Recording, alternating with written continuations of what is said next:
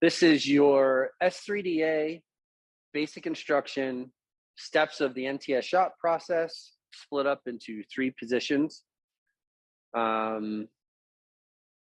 Let's start with stance.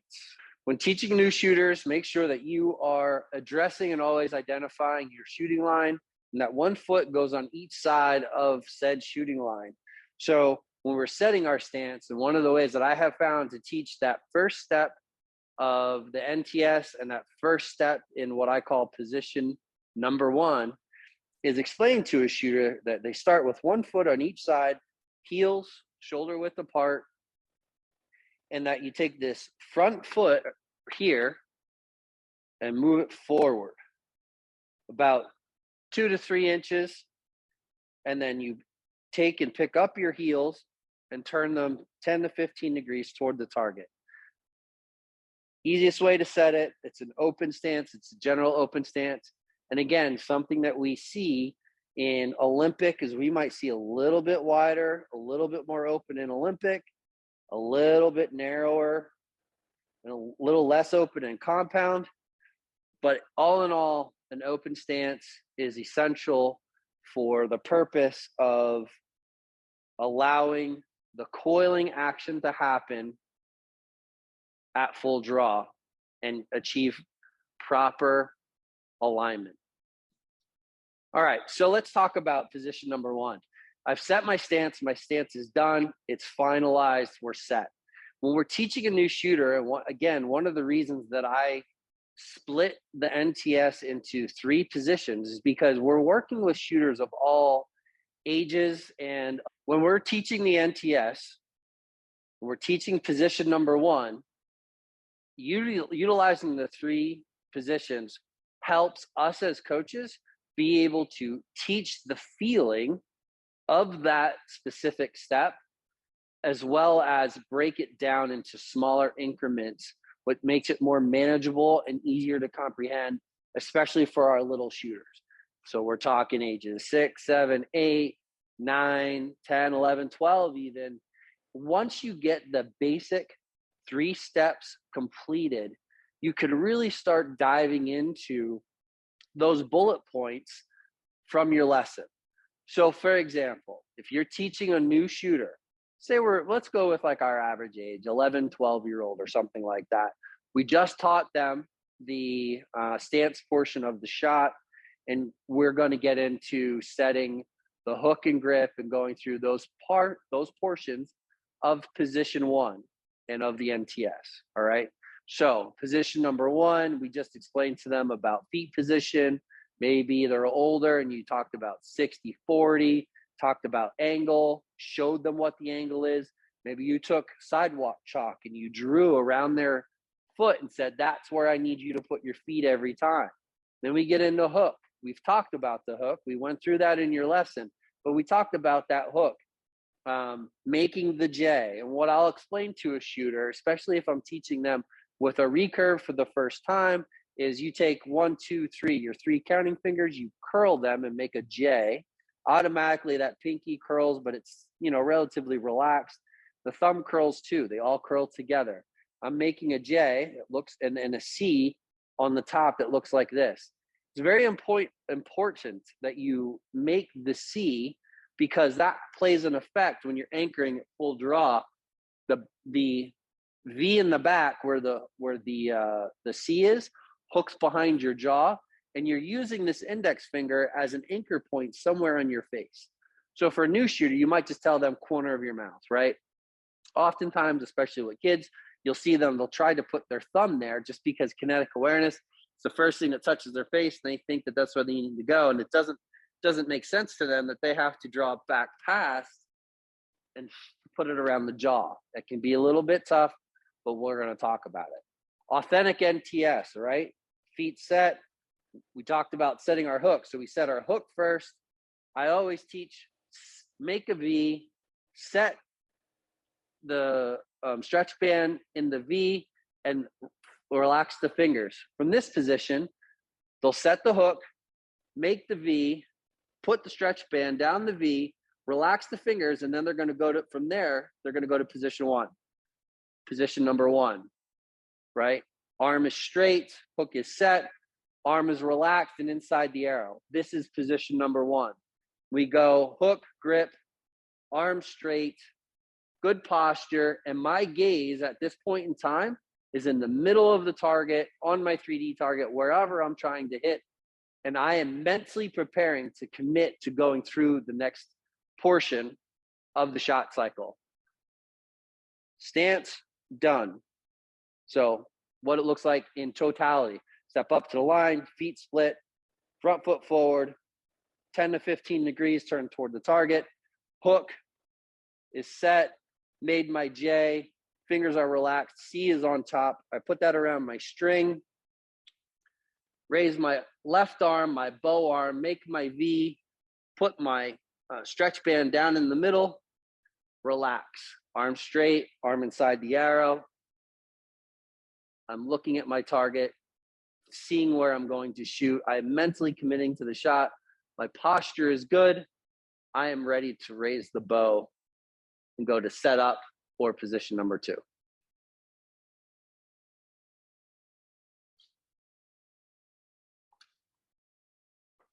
So let's talk about position number 2. Position number 2 is essentially from the set position. It's part of the NTS. After I've mentally committed, I know where I'm going, I know what I'm doing, I'm committed to making this shot. Before I raise to draw, I am thinking about hook feels good, grip feels good. And when I raise to draw, we raise in a hinging motion here, hinging motion here. Couple of items to think about there. This hinging motion means that this elbow, this wrist, this elbow, everything raises like this. Comes up, boom, together. Comes up, boom, together. Head doesn't move. Head remains between the shoulders and over the spine. And we're just going position 1, raising, position 2. Now notice that when I raise, you see my shoulders. This shoulder comes forward and this shoulder goes back. And I coil, which is an NTS term. I coil from above my hips this way. So it looks like this. Remember, they talk about locking the knees as well. So let's talk about that. Knees are locked. What that really means is like my quads are engaged, my glutes are engaged, which internally makes my hips tuck forward a little bit. That's very tough to do if you have like lower back issues, stuff like that. Kids, probably not an issue. This really is a carryover to bare bow and Olympic recurve. Compound, this part happens. The coil action and the raise to draw is a little different. We'll talk about that. So we're talking bare bow, Olympic recurve. I'm here, Olympic recurve, they talk about raise to draw, put the sight above the target. Bare bow, we want to put the palm right over the target. I'm referencing like 18 meters, maybe even 50 meters. It doesn't hurt to do that because it really enforces the fact that once you raise to draw, I am not able to start aiming. You don't aim until after expansion begins. We shouldn't be aiming. You cover it with the palm of your hand or something in regards to that bare bow Olympic recurve. You can't start aiming. That's a good practice to do, in my opinion. So we're going position 1, raise to draw, position 2, shoulders rotate. I coil above my hips, right? Here, here. That's the essential raise to draw. We haven't done draw to load yet because position 2 is just from set to set up. The reason I break it down into a second position is because it's important that we get to that position the proper way so that we can carry through the rest of the shot process properly as well.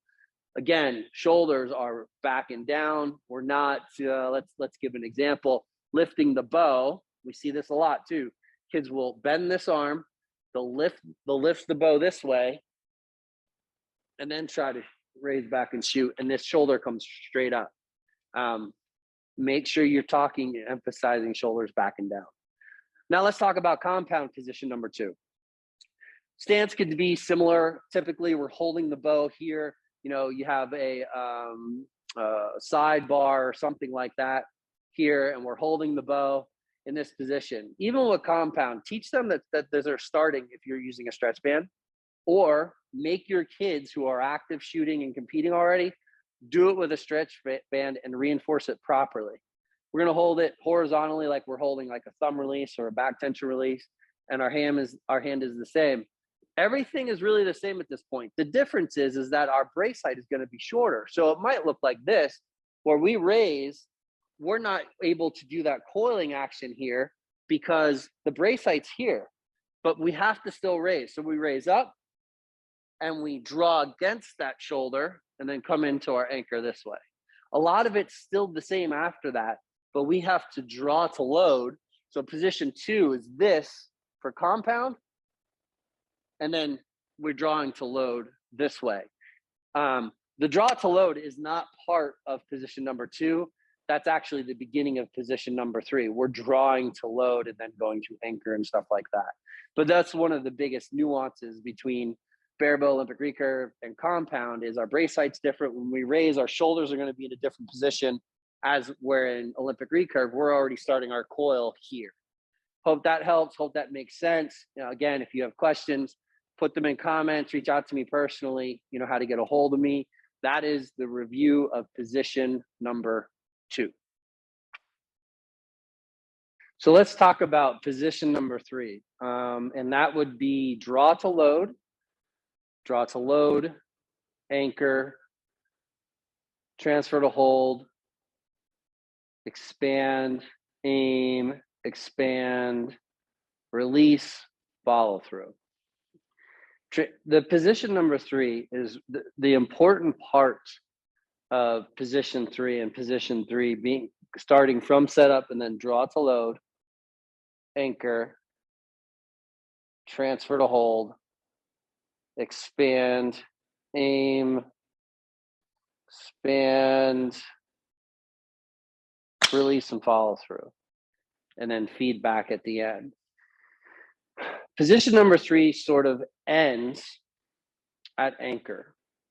So you're teaching them to get from point A, being position number 1, to position number 3, anchor, for Olympic recurve, that is. Olympic recurve draw to load is within an inch of the chin.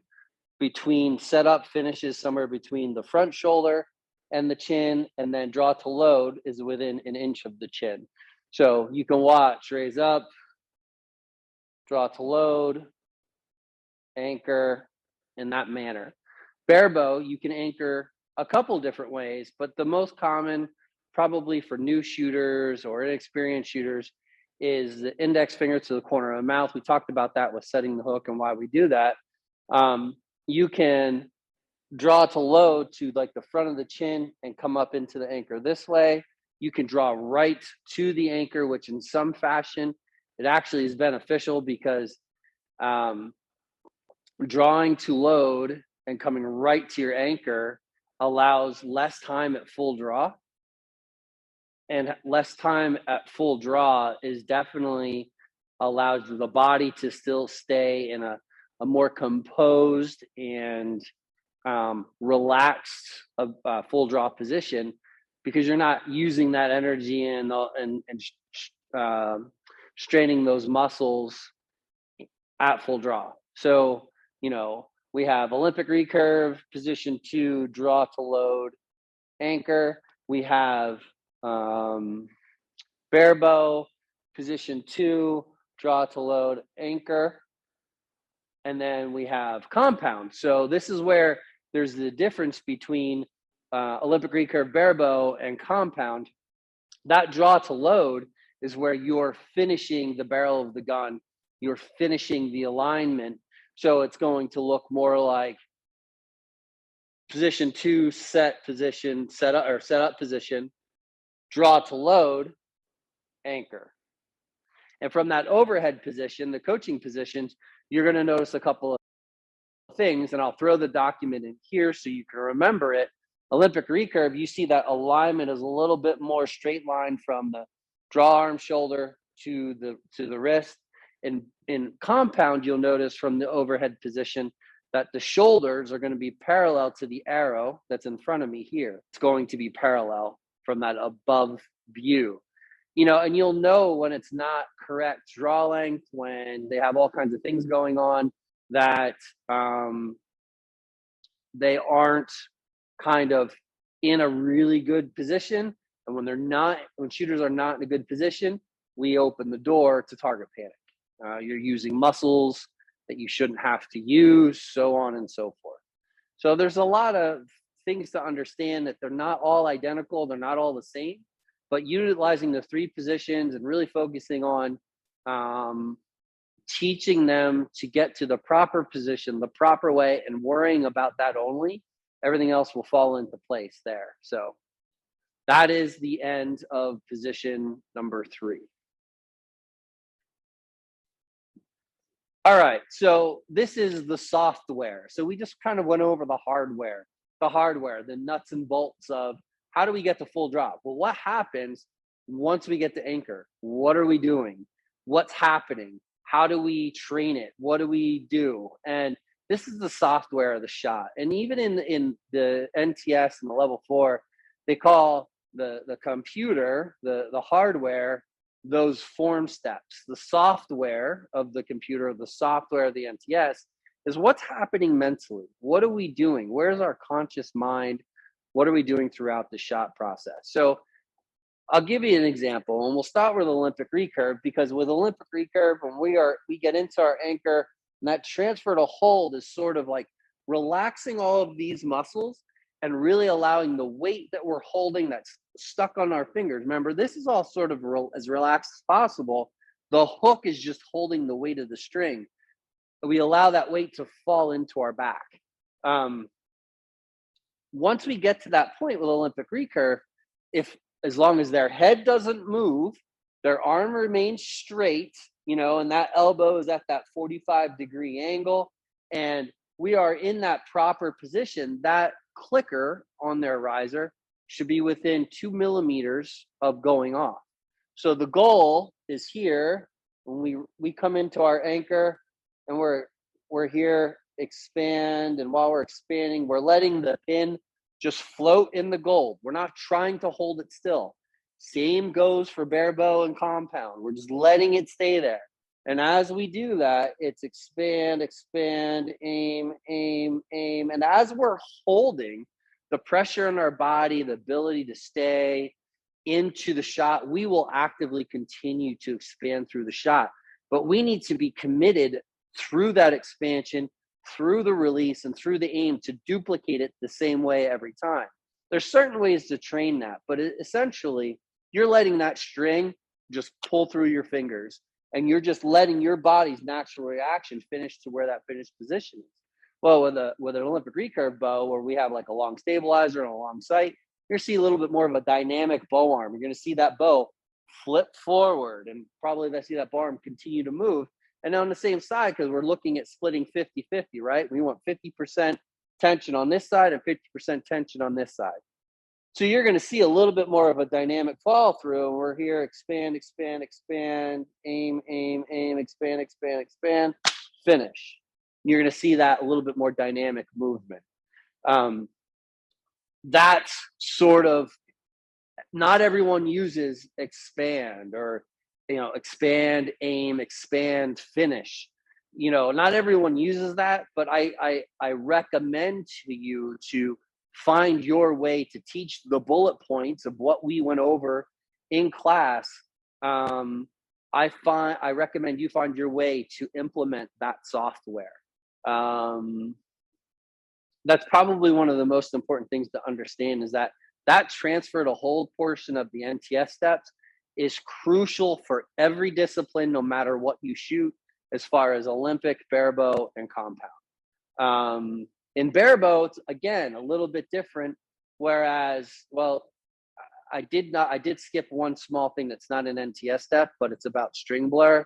In Olympic recurve, when you come into full draw, you need to check your string blur right away, and that string is going to be over, kind of close to the pin that you're using to aim with, or maybe even, and you're only seeing it in your peripheral, but you need to be able to recognize it, or maybe left of the riser if you're a right-hand shooter, and vice versa for a left-hand shooter. You hit that string blur, then aim, expand, aim, and finish the shot. And also, it's very important that you open them up and get them in this position, because if they're form is out, even in Olympic recurve, if their elbow is, see how I'm letting my elbow collapse a little bit, and you try to release, that hand's going to come out away from the face. In barebow, a little bit different. And I'll tell you why, because we don't have a clicker. We have to deal with target panic head on. And there's a couple of things that change. And what changes is that our conscious mind has to be occupied by because the shot is both mental, the aim and the hold is both mental and physical. Our conscious mind needs to be occupied all the way up to the very end. So when you're teaching your barebow shooters, and this is more for advanced barebow shooters, teach them, try to focus on that idea of you're just getting to a good full draw position, and you're letting that string pull through, okay? The fingers, staying in and maintaining the full draw position. So what does that look like? When I come up and I draw to load and I come into my anchor and I stage the tip of the arrow right in the middle of the target or wherever I'm aiming.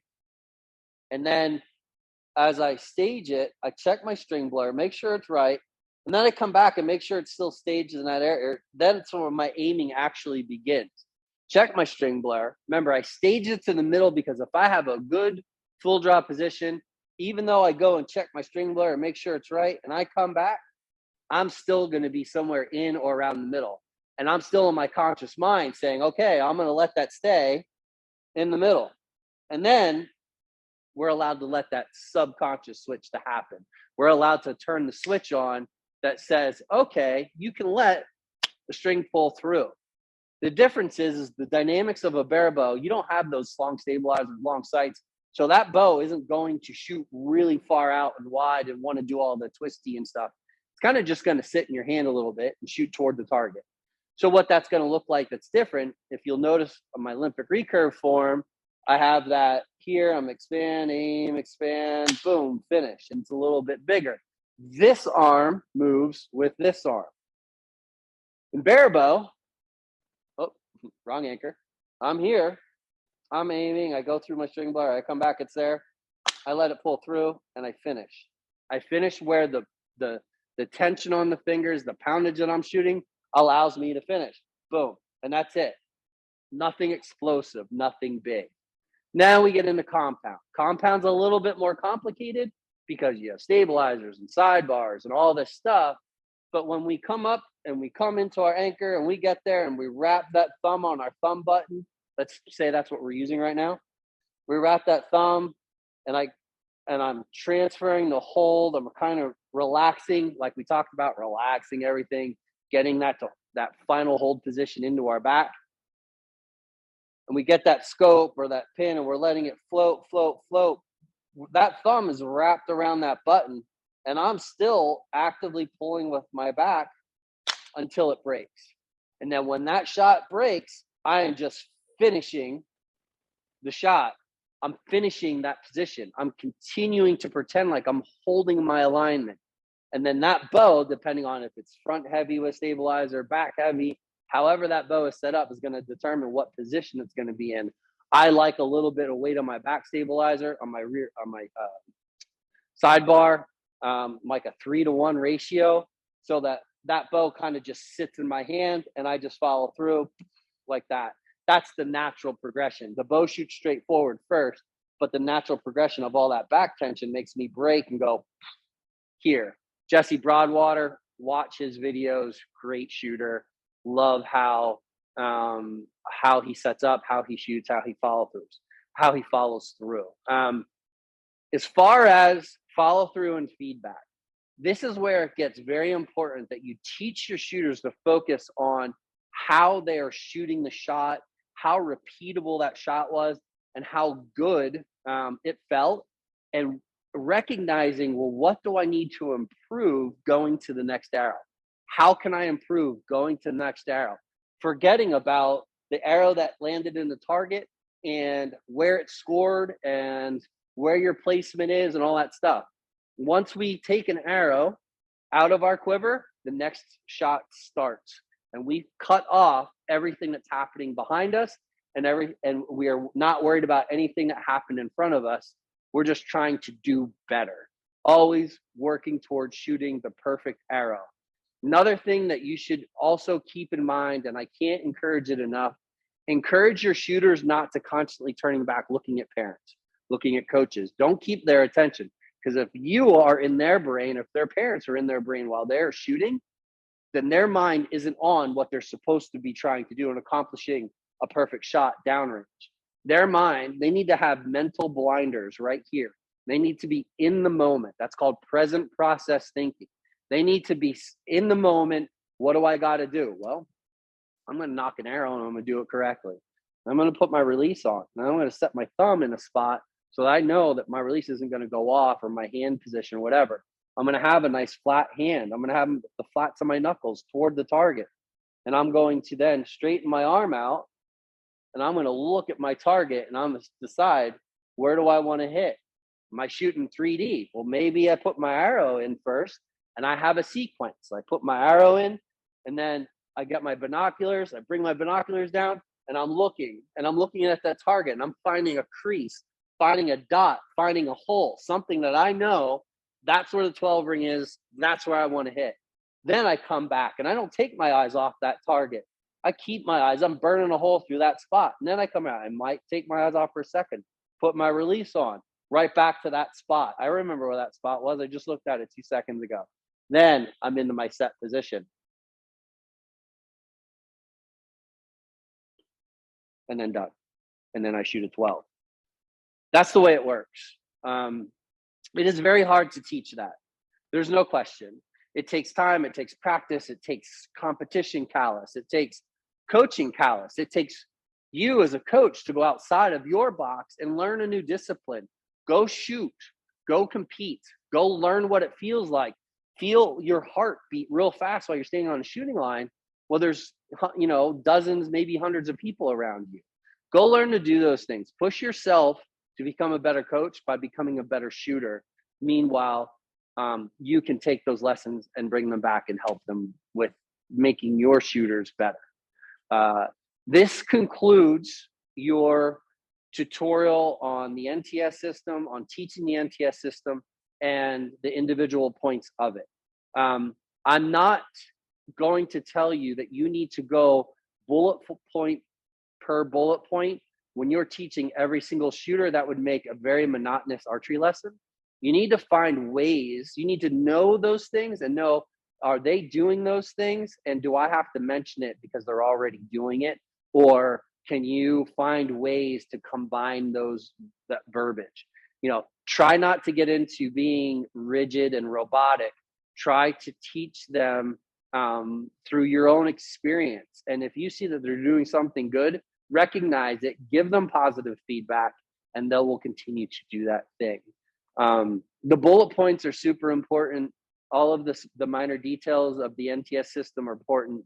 Know them. However, also know the nuances and know the differences, and understand that there's certain ways of shooting that NTS is just a system to use. It's a system that doesn't necessarily work exactly for everyone, but parts of it will work for everyone.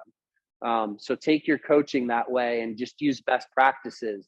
Think about biomechanics. Think about good full draw position. Think about good positive self-talk. Those are really the crucial aspects of the NTS and coaching and having successful shooters. Good luck to you. Remember, as your instructor, I am also your mentor coach. Reach out to me anytime. Thanks again.